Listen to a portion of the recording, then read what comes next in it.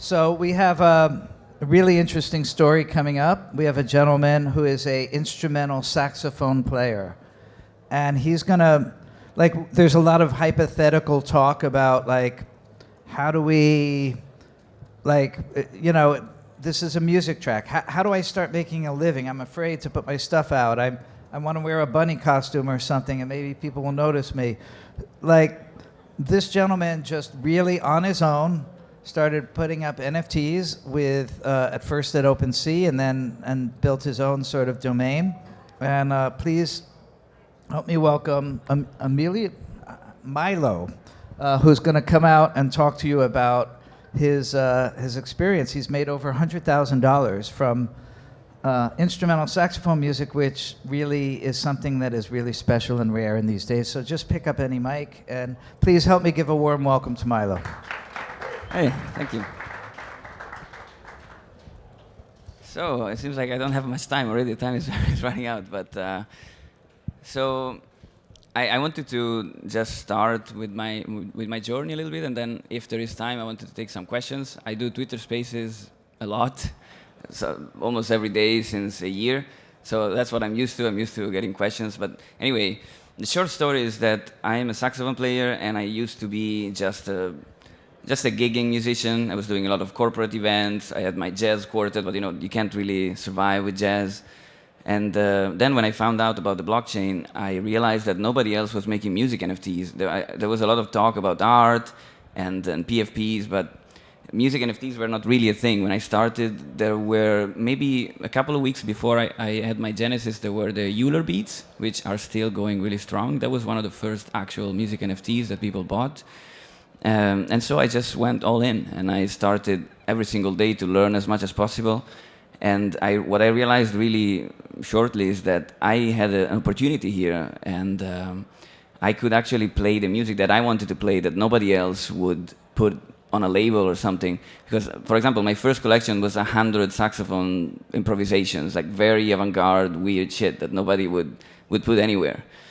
But I released it, and that was such a creative explosion for me. I hadn't felt so good in years, because we are so accustomed now to serve the algorithms. We make music that works, not the music that we want to make, and that is so sad. It's like really that we lost the essence of making music.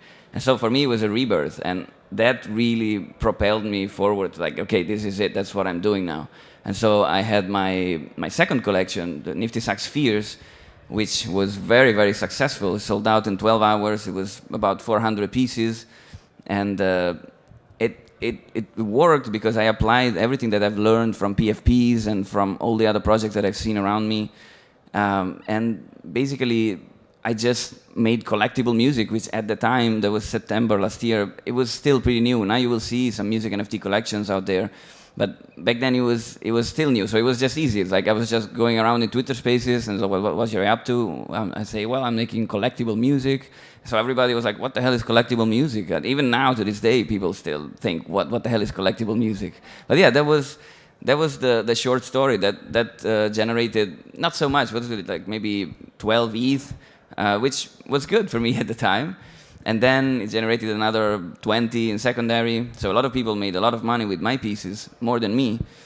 Yeah, now what I'm doing is what I have here. I don't know if you guys see this. It's a poster for my startup, Nifty Music, which I realized that there were a lot of good musicians that wanted to do what I did, and I get so many questions all the time, and I just couldn't answer everybody all the time.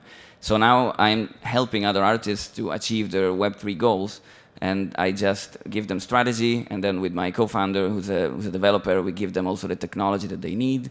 So I guess if you can somehow scan the QR code or just go to niftymusic.app, you can see what we're doing. And okay, I have like 3 minutes. If there are any questions, let's take some questions. Do you guys have mics out there or something? Do they have mics? No? All right, yeah.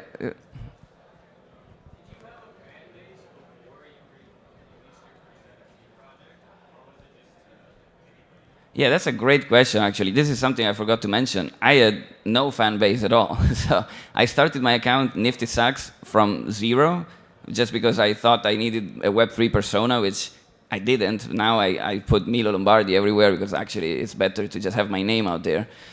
But no, I had a few fans, like maybe 10 or 20 people around the world that liked my jazz stuff, but I didn't really have a fan base like it's not like pop. When you play jazz, most of the time you play in jazz clubs and people are fans of the club itself. So.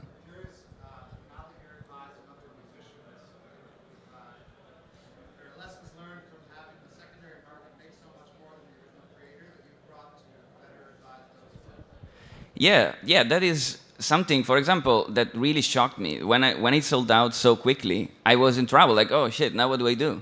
Like, because there are people that bought the NFTs without even knowing what the hell they bought, because there were a few big wallets that jumped in and then everybody followed. So that's something I had to learn, how to deal with secondary, and also how to deal on a personal level with people dropping your price and selling it below floor. That's really hurtful as a musician. It's like, why are you doing that to me? You take it personally, but it's not personal, it's a market. And so, yeah, we definitely apply some strategies, which now I don't have time to go into because I have like 1 minute and 30 seconds. And yeah, so our goal, we take musicians from zero to sold out. That's what we like to say. But then that's just the beginning. After that, it's all about really caring for the community and adding value to your collectors, which is so important. You can't just leave. And the beauty about music NFTs is that you're definitely not going to leave. You're still going to keep making music. So it's like the anti-rug. You just can't rug people because you made music all your life. You're not going to stop. You just have to keep caring for your collectors. So you give them maybe free access passes, VIP passes. Maybe whenever you drop some new music, you give them to them first. And what's beautiful about that is like you have a shareholder meeting. They maybe help you. They come up with strategies. So your own community actually helps you to grow. So that's something that we definitely do, talk to our community.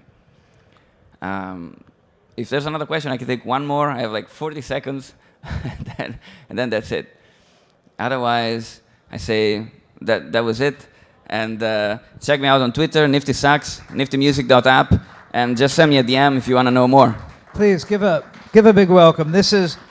Milo is the living example of why we're here, is somebody on their own using this space to earn a living and have a direct relationship with fans. So thank you so much, my friend. That was awesome.